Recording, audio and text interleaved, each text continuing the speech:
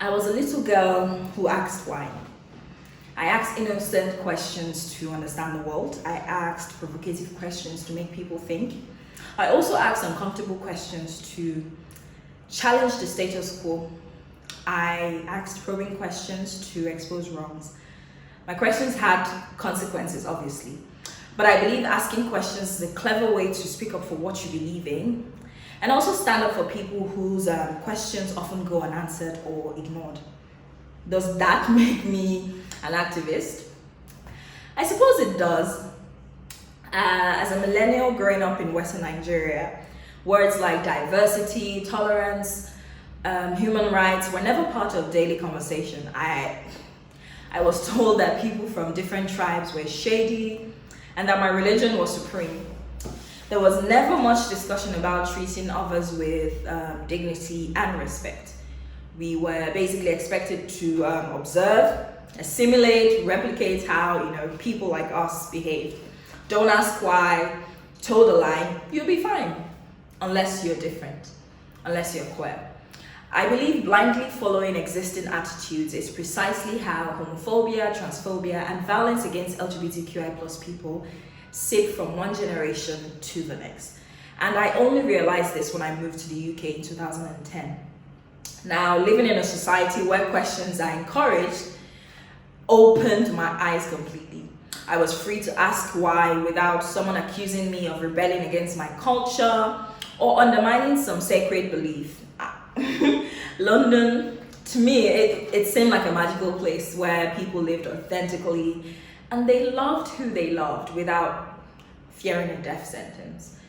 Now, the UK offered a painful contrast to Nigeria, where LGBTQI plus people's rights and freedoms were regularly trampled upon by government officials who are supposed to protect all citizens, by the way.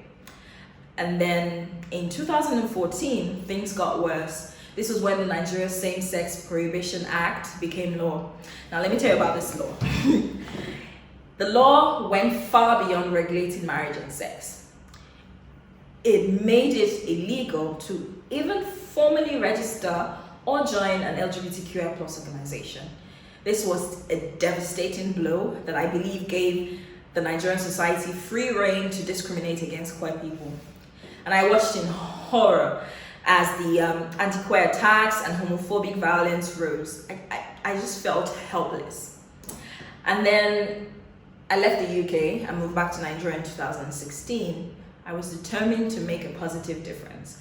LGBTQI plus equality seemed like an impossible goal, so I started small, using my social networks and social media platforms to call out homophobia and challenge people to interrogate their own biases against sexual and gender minorities.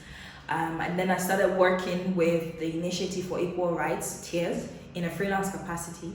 Now, TEARS is Nigeria's leading LGBTQI plus civil society organization.